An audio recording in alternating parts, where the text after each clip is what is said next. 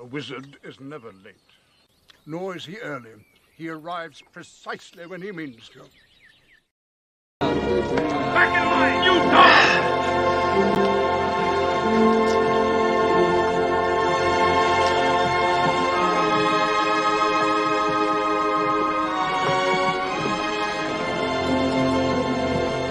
On your feet! Get them going! A wizard is never late. Neither is he early. Nor is he early. Hello, good afternoon. Good afternoon. Good evening. Good morning. Whatever the case may be. I'm a minute late for my... I said I was going to be early. You know, early, late. A minute is as 1,000 years to the Lord. So I don't think he noticed. Oh, wait. Shoot. Does that make me 1,000 years late to... It's all good. It's a Mac, says Joe. Hello, Jeff Potts, Arlene. Afar. Oh, wait, that's me. Unapologetic. Oh, that's me too. Amy. Fly and Saucer had to go back to work. Sorry. Hello. Hi. Me, oh my. See, I do try to say hi to everyone when the show starts. Look, here's the thing. You guys know the dude came in yesterday. Oh, by the way, hi. This is Cross Examinations. This is the show where we are going through the Bible study Rise and Fall by my church, The Grove in San Diego. We'll start on the devotional end of this in about a half an hour after we do our little bit of fellowship and chit-chatting, and all that fun stuff. And then we'll get to 1 Samuel chapter 13 today. But yeah, there was a fella in here yesterday who was sort of pitching a fit because nobody in the chat was returning his hellos. And he went on to write me an entire screed. And I'm not doing this to mock or make fun of him. I'm just... This was bizarre to me, but at the same time, I wanna say, yo, there's guys out there that they need fellowship. They need people in their lives, and this guy came here apparently 3 years ago. I prayed for his mother, who had just passed away, and he found that to be very comforting. But then he says that people were ignoring him in the chat, which honestly, I've never seen anyone get ignored in the chat here. I mean, we've got Amy. I'm pretty sure Amy and Missy, when they're here, they try to say hi to everybody that pops in. Look, Arlene just said hi to Joe, right? Arlene's another one. She says hi to everybody. Jeff Potts, he doesn't say hi to anybody. He's rude, cantankerous. Sorry, I'm making up words now. Cantankerous old codger is Jeff Potts. So don't expect a hello from him. But yeah, this guy got all bent out of shape yesterday. Joe. Sounds like a guy would trip down the stairs in high school. I've changed to now. LOL. Well, thankfully, yeah. But I kind of want to... all right, I'm going to share it. Because it's on... Look, it's not... This isn't a private conversation. He posted this in the comments after the fact. And it's just really like...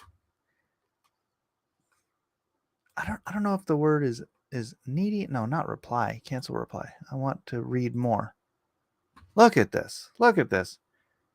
3 years ago, I used to watch Cross Examinations fairly regularly. I was watching when I got the phone call that my mother had died, and in my shocked state, I shared it with you in the chat, and you said a kind prayer for her. Perhaps you recall. Thank you for that. That's 3 years ago, dude. Look, Arlene's saying hi to Seven, and nobody says hi to Seven. What's up, Seven? How you doing? What was that? Somebody, but Gnop. I rhyme, but I don't have time. That rhymes. All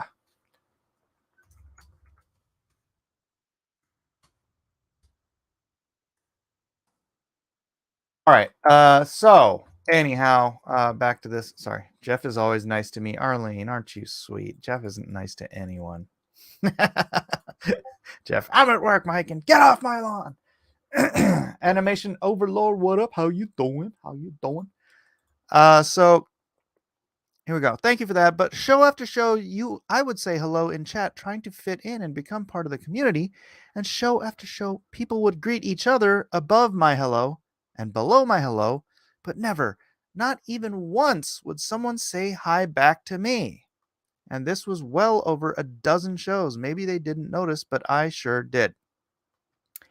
That seems so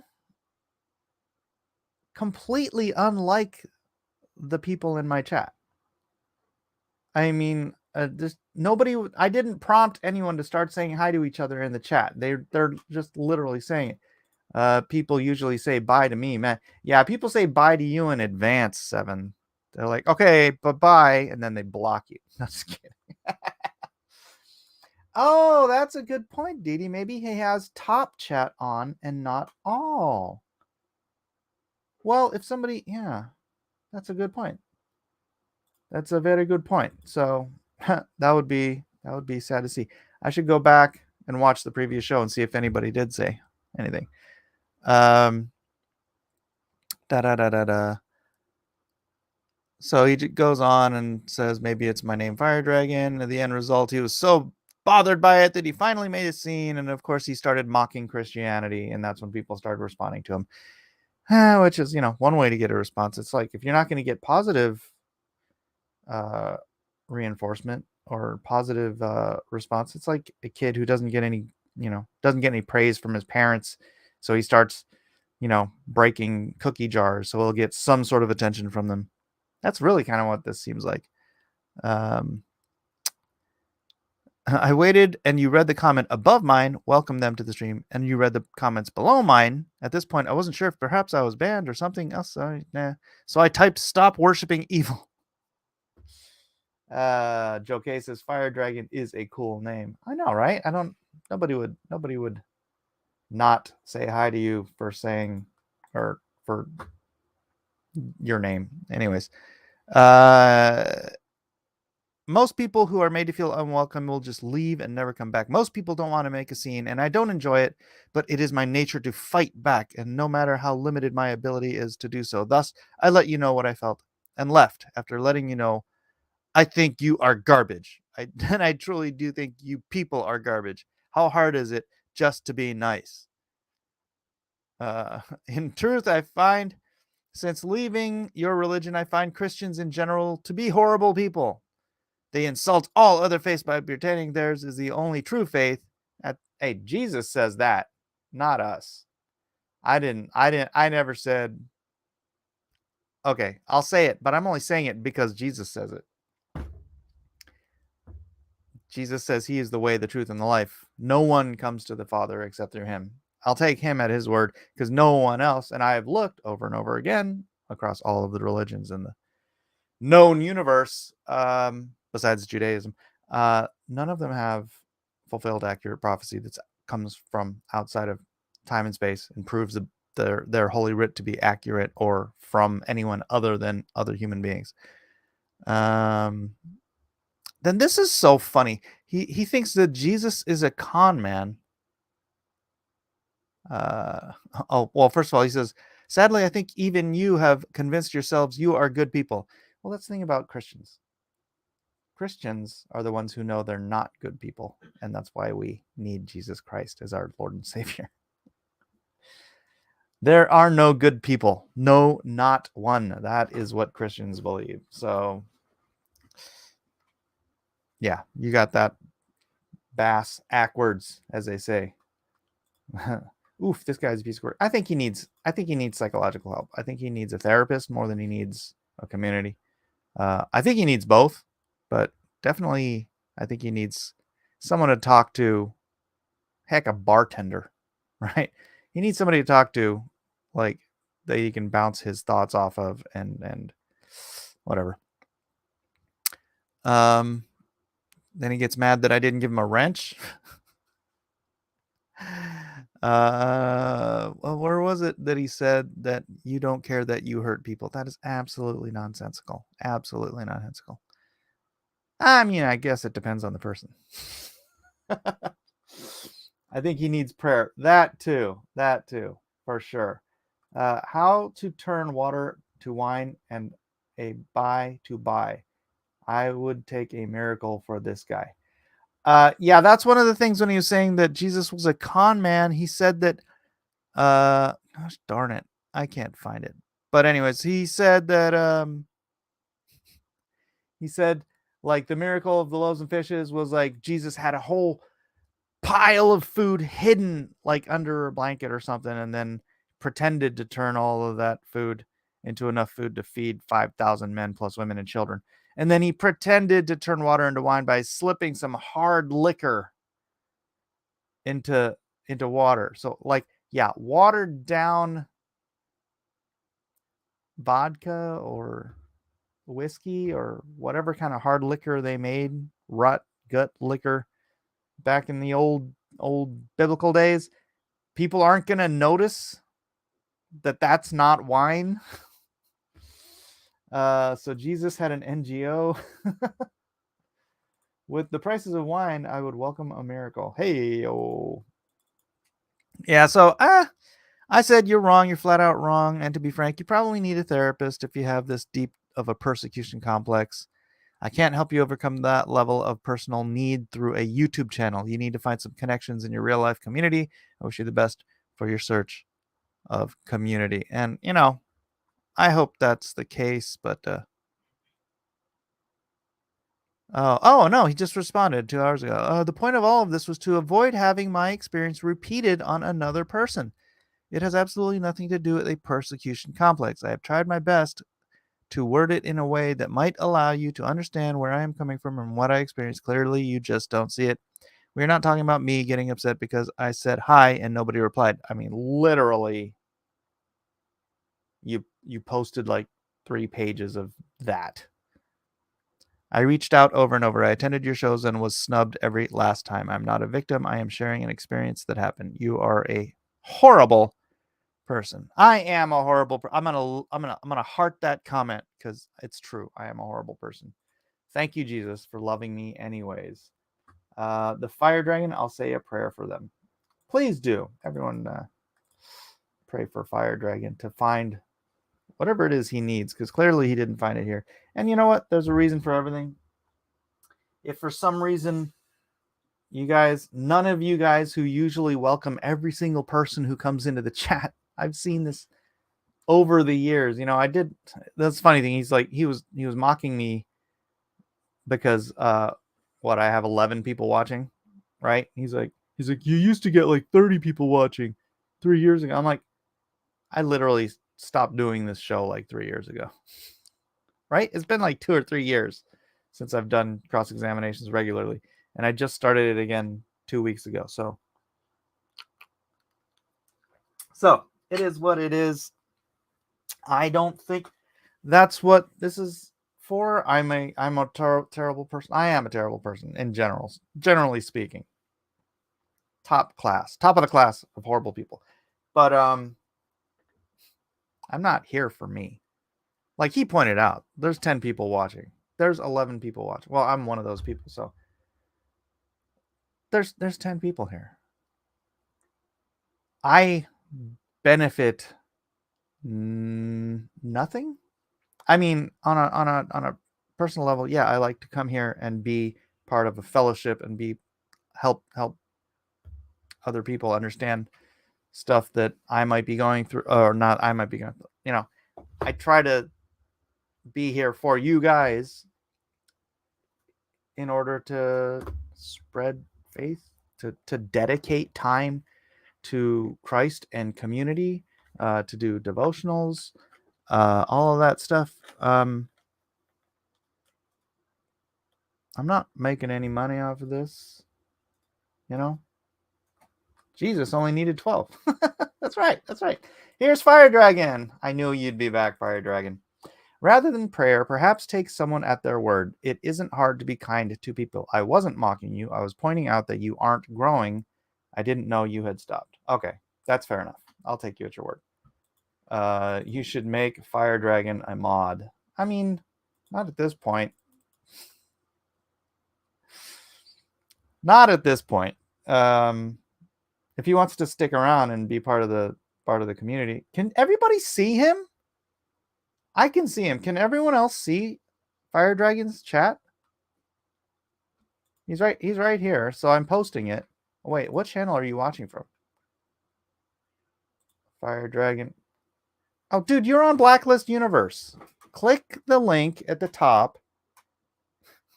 I said this yesterday. Click the link at the top here and go watch on the other channel. Yeah, he's watching on Blacklist. So that would be one reason nobody has responded to you here today, at the very least, and most of yesterday. Because yeah, I try to get everybody. I'm trying to get everybody to go from Blacklist Universe to Unapologetic American to watch. No, can't see him. Must be John Cena trolling you. No, not John Cena. But if you're still here, Fire Dragon, yeah, do shimmy on over and say hello. I guarantee you, people will say hello back. Not gonna say hello if you're in the wrong chat. Funny thing that it's Mike's fault again. I know. I am a horrible, horrible, rotten person. Just ask my kids. Isaac, am I a rotten person? See? Out of the mouths of babes. Why is this showing on two channels? Well, outreach. So I want to be doing this primarily on Unapologetic American, because that's the show that that's the channel that I'm trying to build sort of for its own particular audience. But then and then so I was streaming it on Blacklist Universe and then privating it.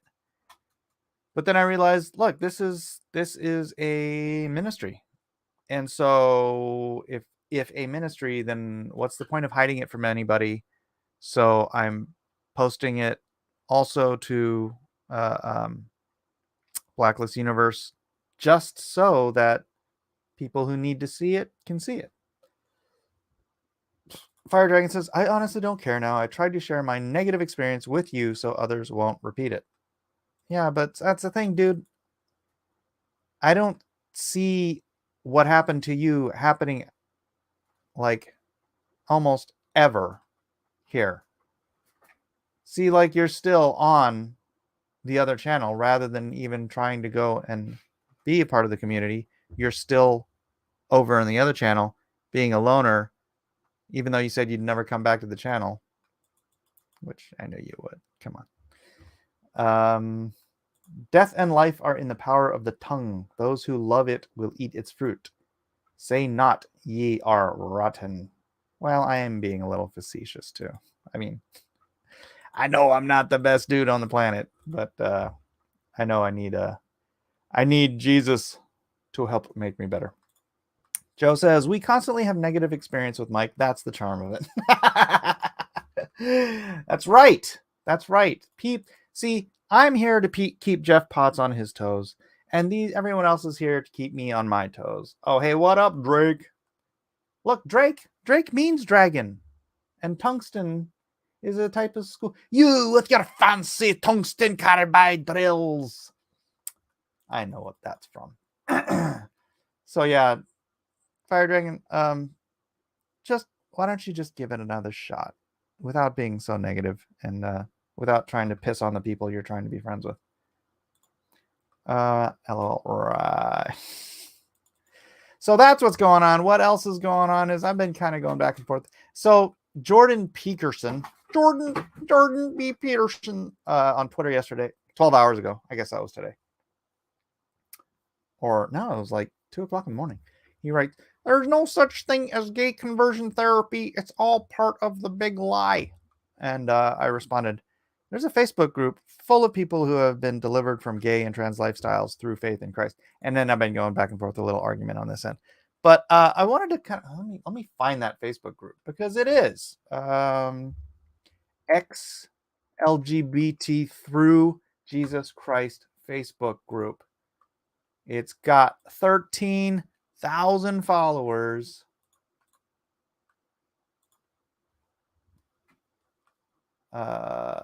And it's hang on, let me blow it up a little bit. Can I blow?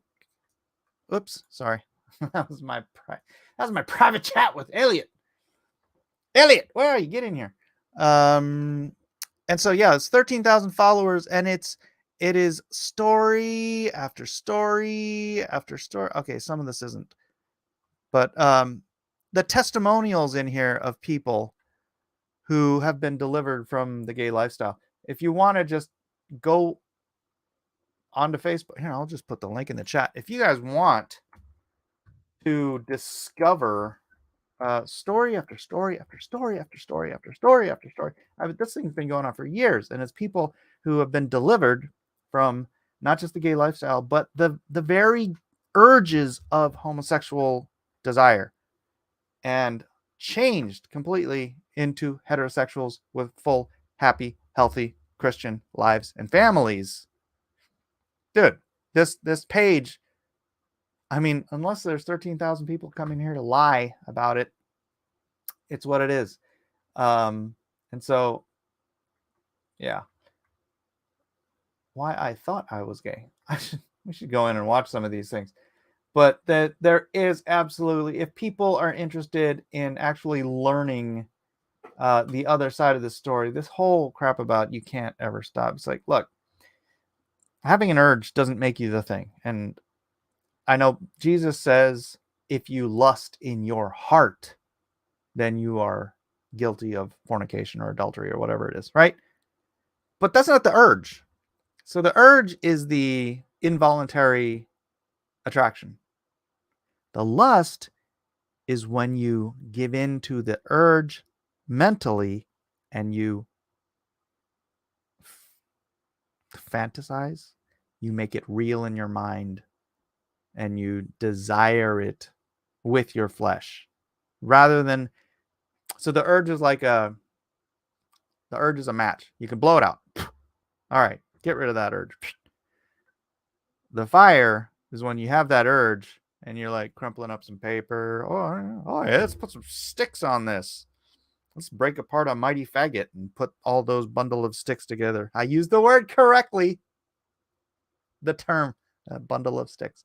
And you merge, and then you build a bonfire, and then eventually the fire gets out of control and you jump from your lust into the physical action, right?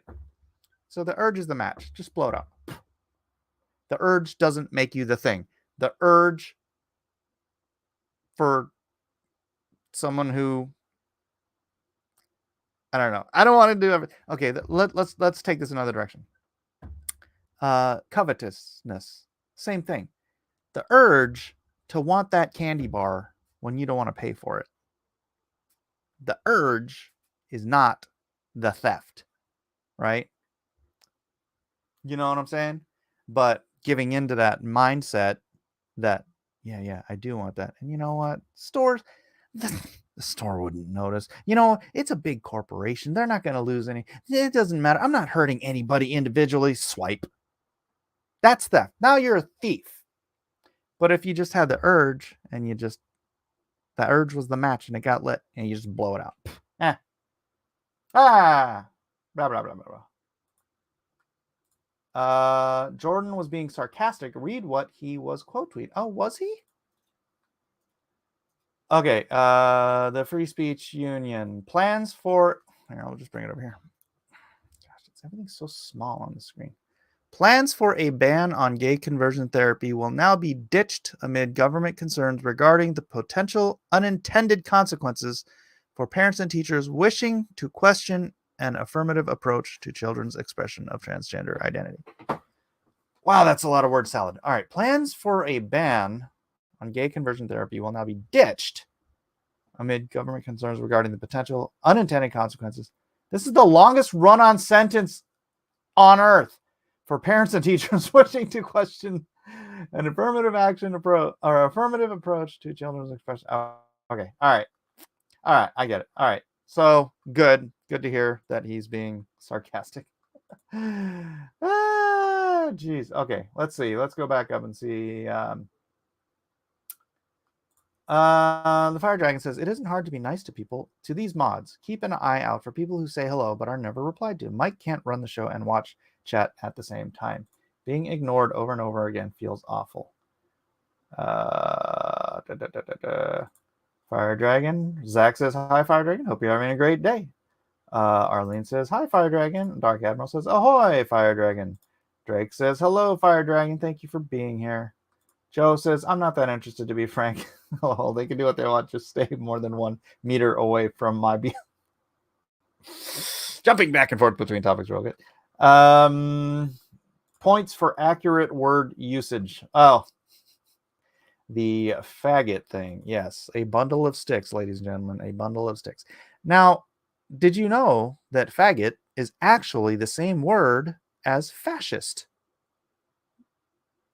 They both come from the same Latin word, which I believe is fascista.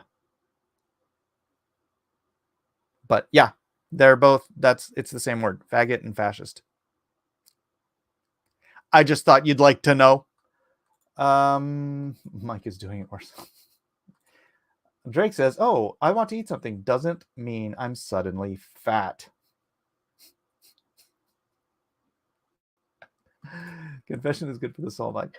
Arlene says, every time he says urge, I think of a TV show from years ago where a girl said she had the urge to merge. I can't remember the name of the show. Oh, that sounds so familiar. What was that? Oh, I'm drawing a blank. This has become one of the silliest portions of Fellowship that we've done on Cross Examines. In the whole 2.5 weeks, the show has been back on the air. Jesus said, if you simply look at a woman with lust, you've committed adultery. It begins in the heart. Right. But you can't not look at a woman and be like, that is an attractive woman. That's not lust. That's like looking at a flower and going, that is a beautiful flower. But here's the thing. Thinking something's a beautiful flower doesn't lead your mind into some bizarre, unless you're like a flower file or something. I don't know. You never know. There's people that dress up as dogs and okay, that's a great example. You can look at a puppy and just be like, oh, that is so adorable. That is just the cutest thing. And you want to rub the puppy and you want to stroke the puppy. You want to play with the puppy. But, for most people, that match doesn't light a different kind of fire. But there's a few people out there for whom, I don't really have to spell that out right. Oh, I remember. It was Herman's Head. Herman's Head! Oh my gosh! That was a great show. That was Disney stole Herman's Head for that one animated movie. I can't remember what it was called, but with the girl living with all the facets of her imagination. And also, that's kind of where I got the idea for the father figure in the Atomic Family, because that's what he does. He's a multiple man, right? He's like a multiple man, but his multiples are all different facets of his personality. So you've got bravery, and you've got logic, and you've got envy, and you've got all these facets of his personality that pop out when he needs. And then, like, if he needs just a crowd, he'll just pop everybody out, and it's kind of cool. Mike ignores the mods like regularly. Yes, I do.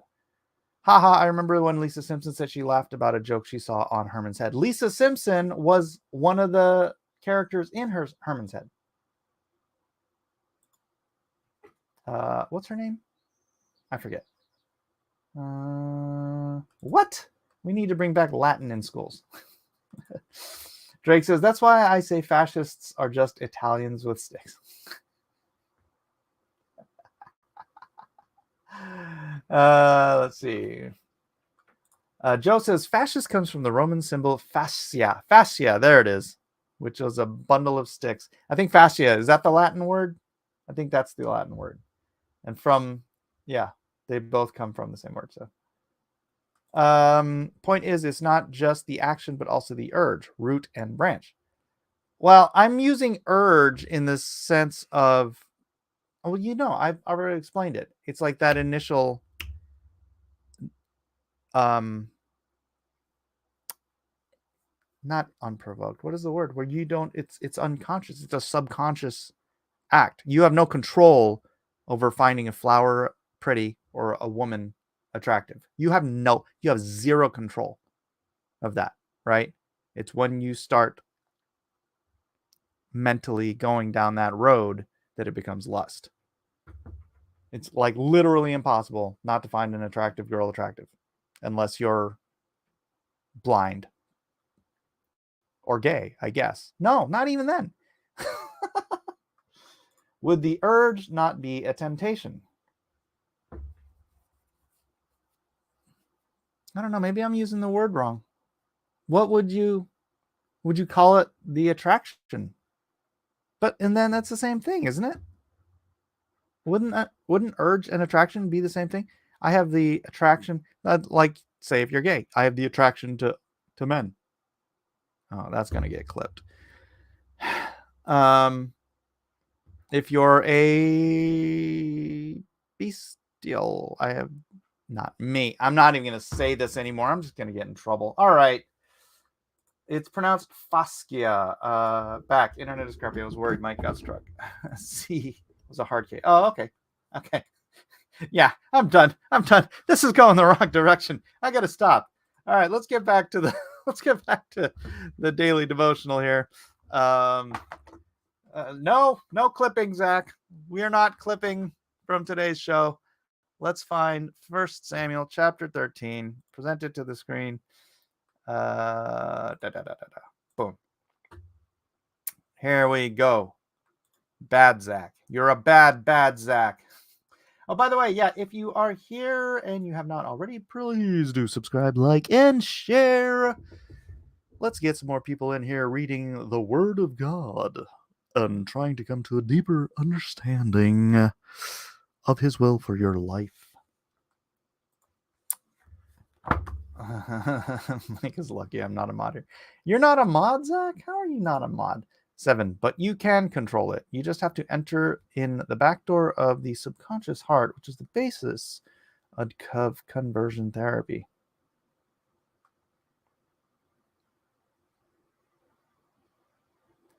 All right, that's a longer conversation, I guess. I think most of you guys understand what I'm trying to say, right?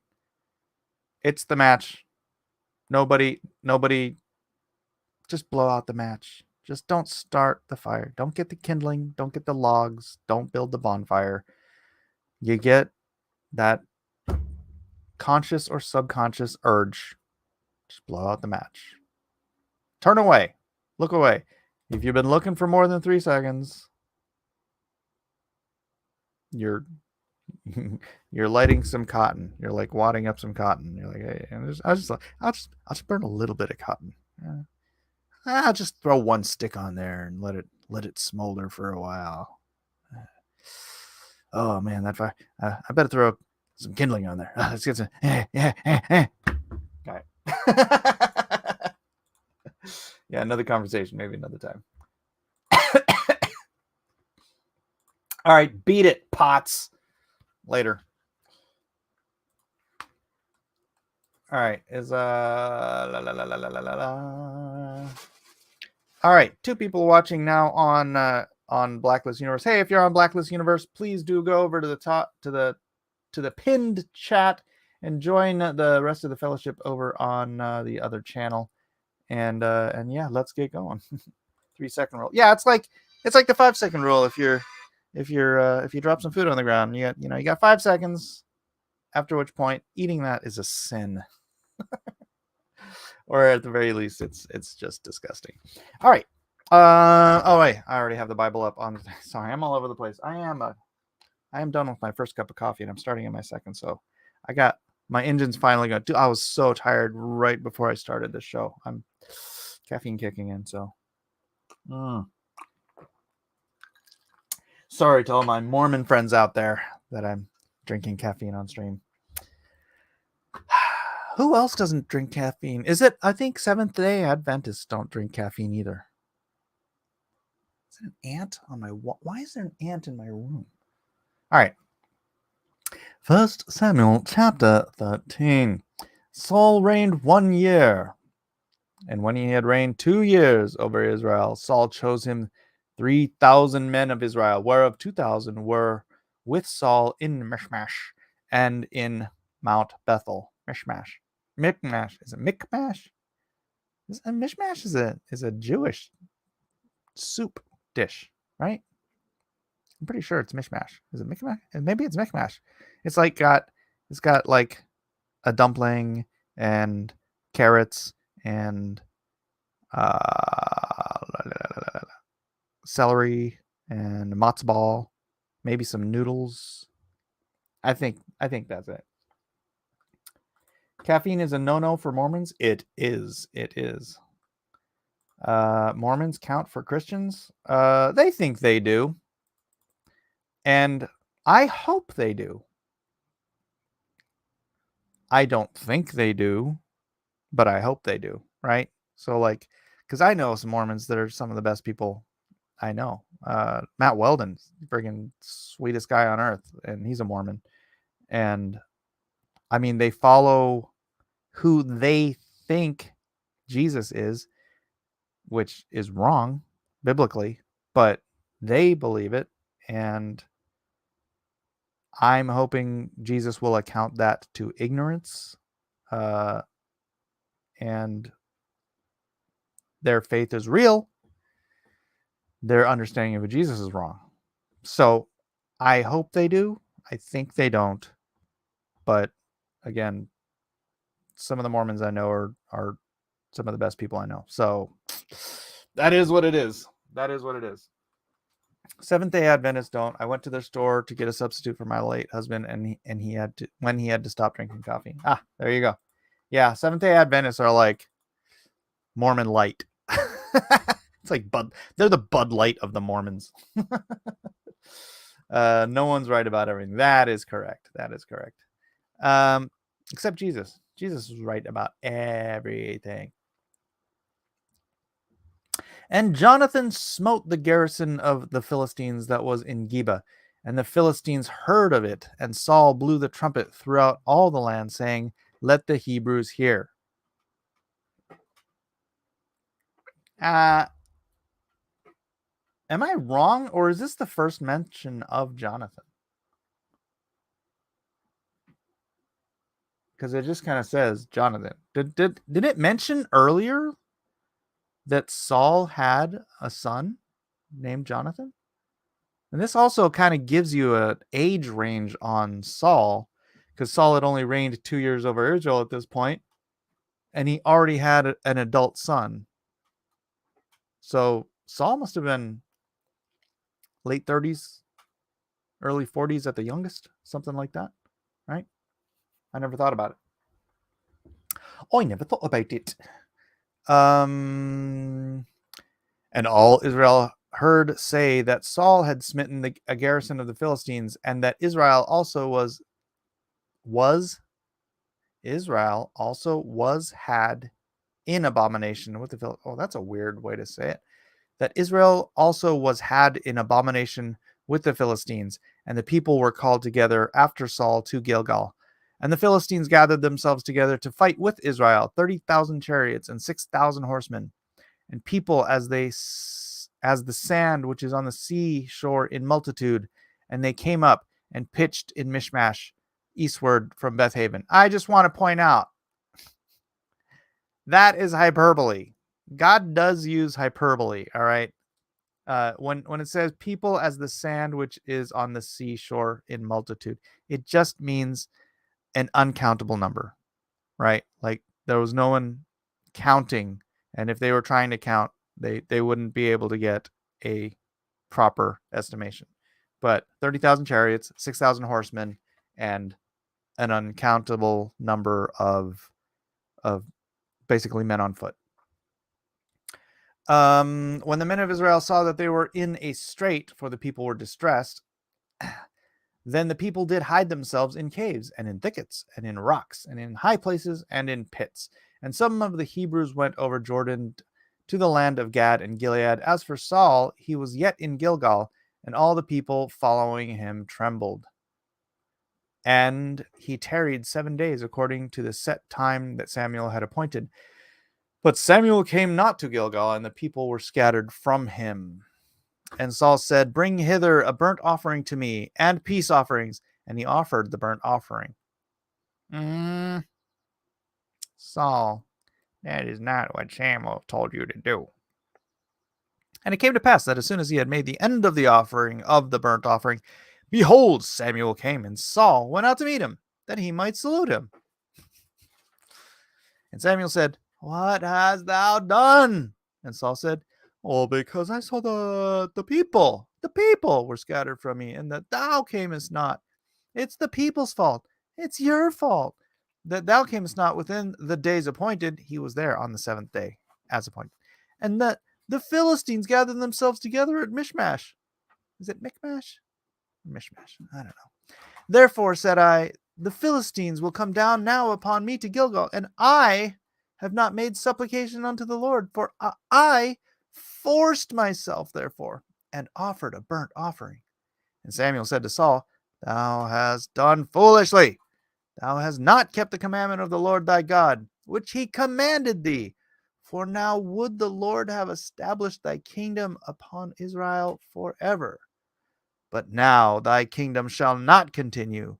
The Lord hath sought him a man after his own heart, and the Lord hath commanded him to be captain over his people, because thou hast not kept that which the Lord commanded thee." That's actually God calling David captain. Interesting. Here's an interesting thing. This promise: the Lord would have established thy kingdom upon Israel forever.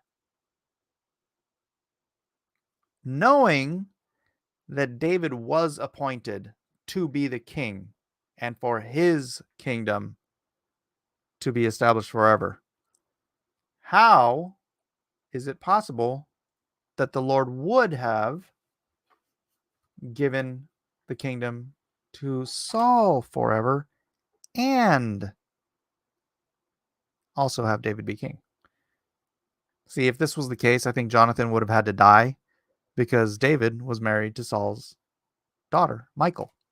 And so, in order to establish Saul's and David's kingdom, David and Michal would have had to have had their child would have had to have been the descendant line of royalty, and it would have been Saul and David, both promises kept. I find these things interesting, where it's like, wait a minute, he said he would have done the thing, but how could he have done the thing? And then they're like, oh yeah, David married his daughter. Larry says, which one of the 30,000 Protestant denominations is this? This is the non-denomination, Larry. This is the anti-denominational stream of cross-examinations, where we believe in Jesus Christ and his holy word, the Bible. Replace the Gospels with political ideology. I don't know what that means. Pretty impossible to have 30,000 chariots. Why? Why is that impossible? Which interpretation of the Bible? This is the King James we're going off of, Larry. Have you come to question the Bible?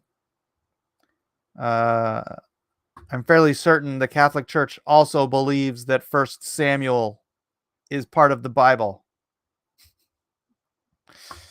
And Samuel arose and got him up from Gilgal unto Gibeah of Benjamin. Saul numbered the people that were present about him 600 men.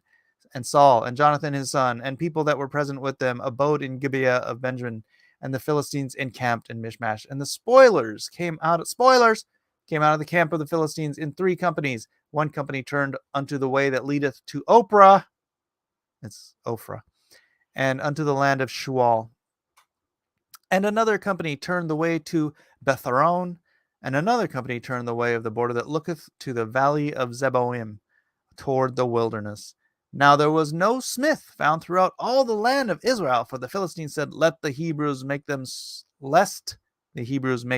or spears. So the Philistines controlled the Hebrews and wouldn't let them have smiths. But all the Israelites went down to the Philistines to sharpen every man his share, and his coulter, and his axe, and his mattock. Yet they had a file for the mattocks, and as for the coulters, and for the forks, and for the axes, and to sharpen the goads. So it came to pass in the day of battle that there were neither sword nor spear found in the hand of any of the people that were with Saul and Jonathan, but with Saul and with Jonathan his son was there found. And the garrison of the Philistines went out to the passage of Michmash. 30,000 chariots means 60,000 horses and 60,000 spare. 60,000 spare. Not even Egypt had that, and realistically, we are talking about a small regional warlords fighting out. Israel was never a considerable force. It was the Philistines that had the 30,000 chariots. I'm pretty sure I'm reading that right. Oh, wait. Saul chosen 3,000 men of Israel, whereof 2,000 were with Saul and Mishmash, and 1,000 were with Jonathan. And the Philistines gathered themselves together to fight with Israel, 30,000 chariots and 6,000 horsemen, and people as the sand which is on the seashore in multitude. And they came up and pitched in Mishmash towards. And they found a Philistine. Oh, Joe, you'll like this if you didn't know already. The Philistines were Greeks. They found a Philistine graveyard or burial site, and they did a DNA testing on the remains, and it turns out they were related to, or they were ultimately Greeks. So what do you call it? Obviously pre-Alexander the Great, but pre-Greece Greeks. Probably like Macedonians and Athenians, and when Greece was all a bunch of different states. But the Philistines were your people, bro. And so I don't know. You'll have to prove that that's an impossibility to me, because so far the Bible has been proven right about pretty much everything. They came from Crete and Mycenae after the Bronze Age collapse, after the Trojan War thingy. Oh, how many soldiers fought in the Trojan War?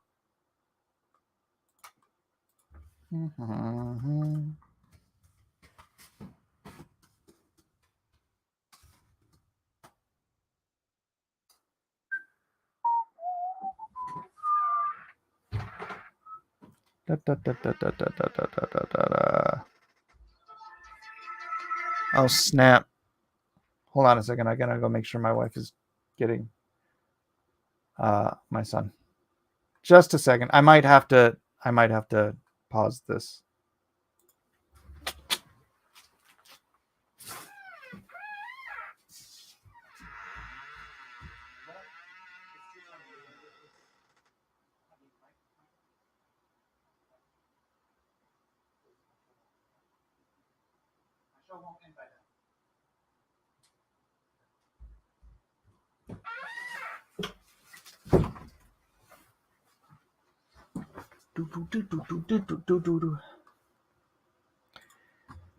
Okay, I'm back. All right. Let me see. I'm going to do a really quick bit of research here. How many are estimated to be in the Trojan War? I mean, if you think about it, It doesn't provide a precise count. Estimates descriptions often range from tens of thousands to hundreds of thousands of soldiers on the Greek side. How many soldiers were in Artaxerxes' army against Greece? Price average. The Greek historian provided an estimate of over 1 million soldiers in Xerxes' army, which includes both Persian and Allied forces. So I don't know, bro. I don't see how 30,000. If Artaxerxes could get 1 million people together for an army, I don't see why 30,000 horses is a huge problem. No, these were numbered. It's not an exaggeration. I don't believe that at all. I think they are very good about keeping track of numbers and stuff like that. 7 says Samson killed 1,000 Philistines in one day with a donkey's jawbone. He killed many more than that when crashing their temple. Yeah, this isn't like the Stone Age where there's only like a few hundred people in each camp, right? So, anyways, let's get to the actual Bible study, which is for Samuel 13, An Impossible Situation by Gabe Hernandez. Hello, Gabe. Growing up in Texas, football was a natural part of my upbringing as a young man. I remember being this is day 13, right? Yeah, Wednesday. I remember being so excited to play high school football I couldn't wait. My first day of practice felt like I waited forever to have a chance to run the ball. Finally, my time came. I was filled with nerves and pure adrenaline when the quarterback gave me the ball. I broke the line, and with confidence I raised up in a full stride. It was at that moment that the linebacker took me out like a Mack truck. The story above is an example of what happens when we become overly confident in ourselves. And this is what happened to Saul. God had moved powerfully through Saul and delivered Jabesh Gilead from the hand of Nahash the Ammonite. In chapter 13, we begin to see the Saul that once hid among the baggage is now parading his victory throughout the land. Saul quickly went from trying to be unseen to boasting in his accomplishments and enjoying the attention he was receiving from his new position. Saul's newfound confidence diminished as he faced the army of the Philistines that camped at Michmash. Saul had 3,000 men, while the Philistines, on the other hand, had 30,000 chariots and 6,000 horsemen and troops. Saul's men knew that they didn't stand a chance and began to flee. Let me check one more thing.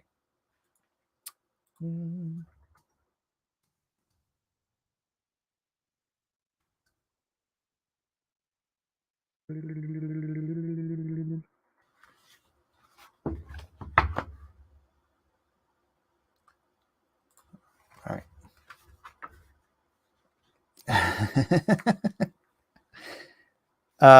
There are two lessons we can learn from Saul's response to an impossible situation.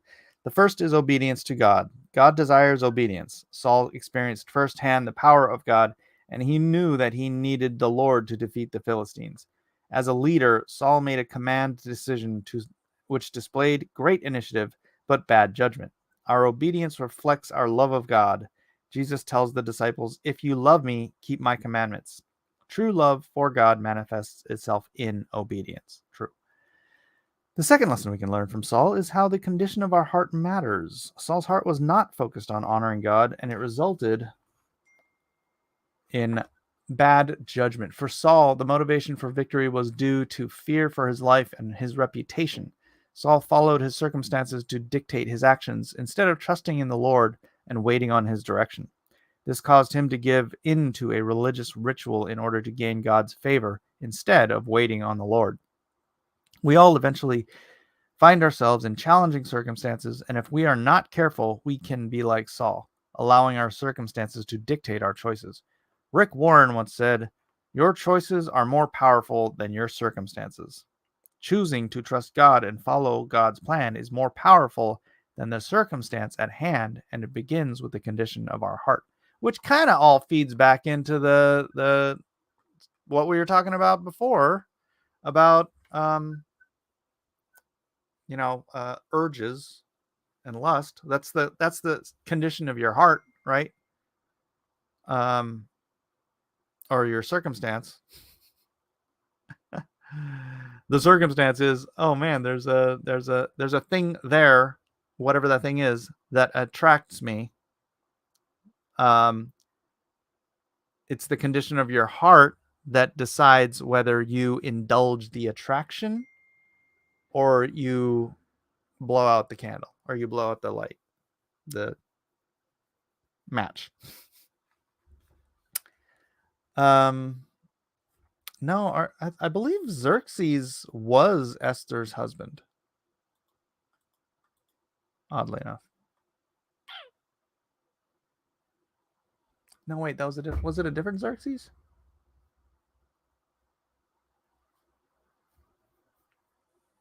Was Xerxes? Oh, gosh. I don't remember. Somebody look that up.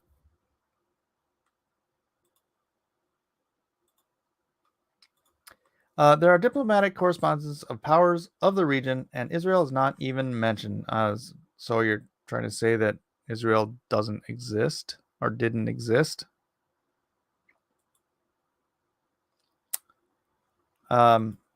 Xerxes didn't have 1 million fighting men.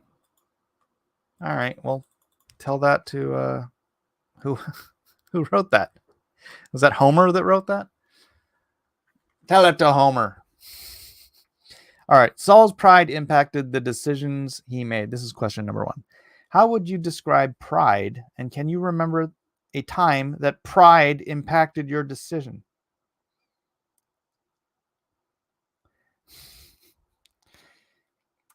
Yes, pride is the elevation of self. Pride is the putting on the credit for your circumstances, your gifts, your talents, your genetics, whatever it is, you want to take credit for it and boast about it, right? It's like, oh, I'm proud of how I look. It's like, bro, you had nothing to do with how you look. I mean, unless you're like working out and, oh, I'm proud of my muscles. And even then, it's like, God designed your body.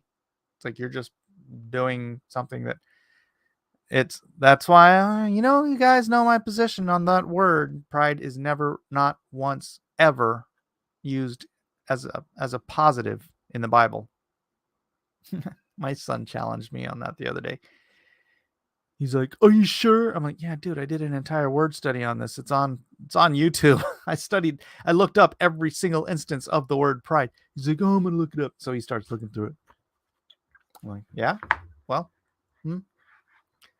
Now, in modern translations, in the more modern translations, they will translate words that shouldn't be translated pride as pride because the word pride has been corrupted by culture to make it mean something like, oh, it's good to be proud.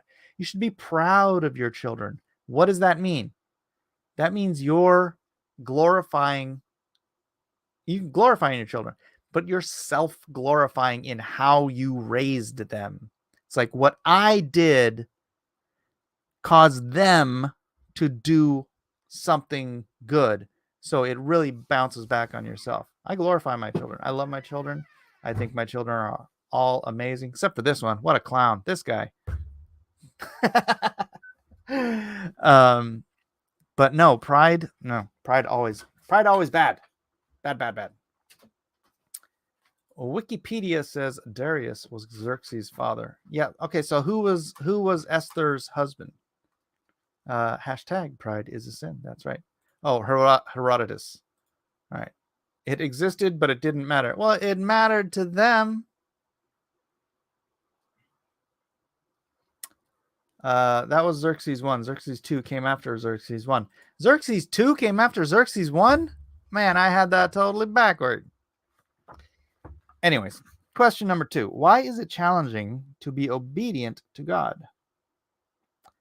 Because your flesh wants to start the fires instead of blowing out the match.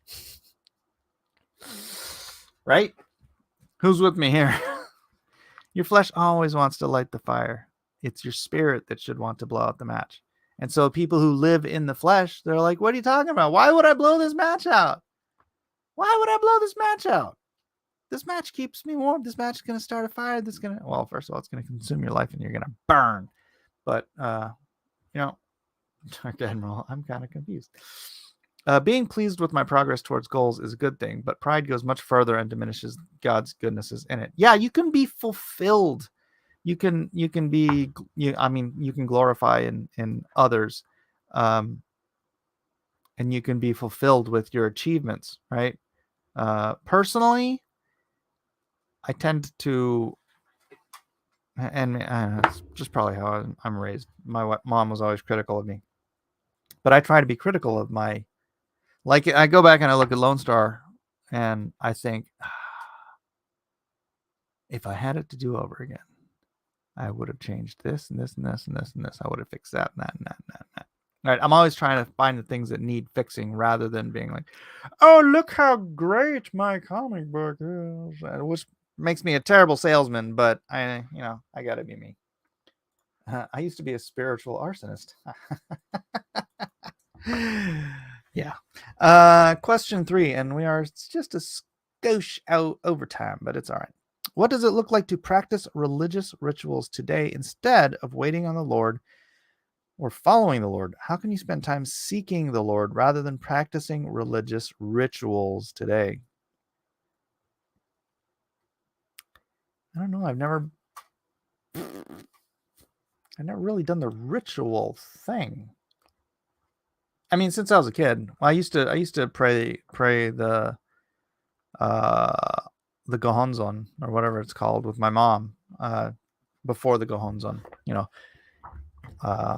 Yo Renge Yo Ben Bandai Ni Jesus on Jusan Mayan blah blah blah blah, that thing. That's a ritualistic. They're saying it's breaking of your sins, that you crack the beads, just like Catholics with their beads, right? Buddhists with their beads. She says you're breaking your sins. So I used to sit there and do that with her, but it was literally ritualistic gibberish. It didn't mean anything to me.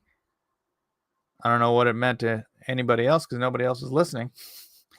But anyways, is joining in Bible study every day a ritual? Well, we don't do anything sort of ritualistically. We fellowship for half an hour, or I pick a topic and we kind of go through that.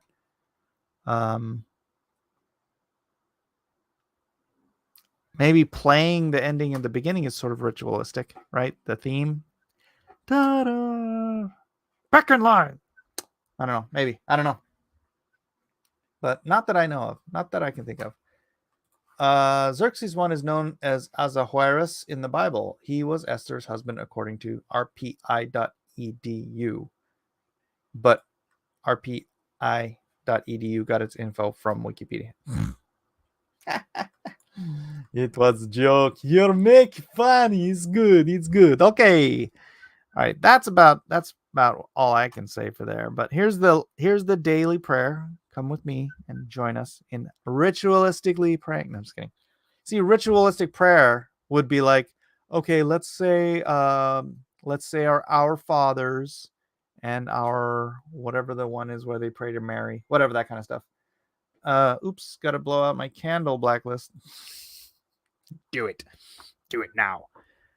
No, prayer is conversation with God, so try to keep it conversational. You should be talking to your Creator.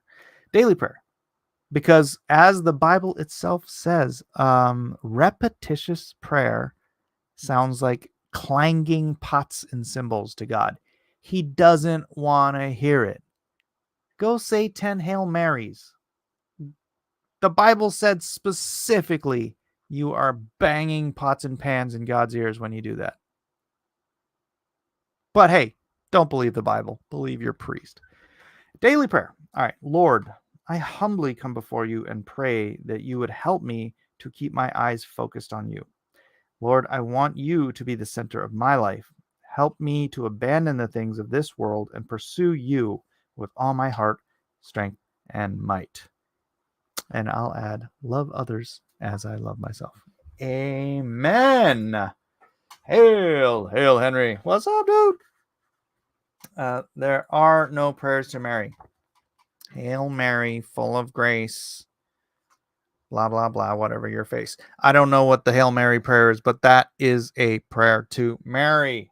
It literally starts with Hail Mary. You know what hail means? You know, the name that follows hail? That is who you are communicating with. Hail Amy Lester. Hail Henry Throne. Hail Zach Richmond. I'm talking to them specifically. If you start a prayer with Hail Mary, full of grace, you're literally praying to Mary. There's no way around that. You guys are kind of heretic. Praying to Mary is heretical. Hail Mike. Hail Amy. Thank you for another great stream, y'all. Yes, indeed. Ritual isn't necessarily bad. So 7, ritual can be a good habit or a bad habit. Just be mindful of not slipping into mindless autopilot. Yeah, there's a look. There's even a thing.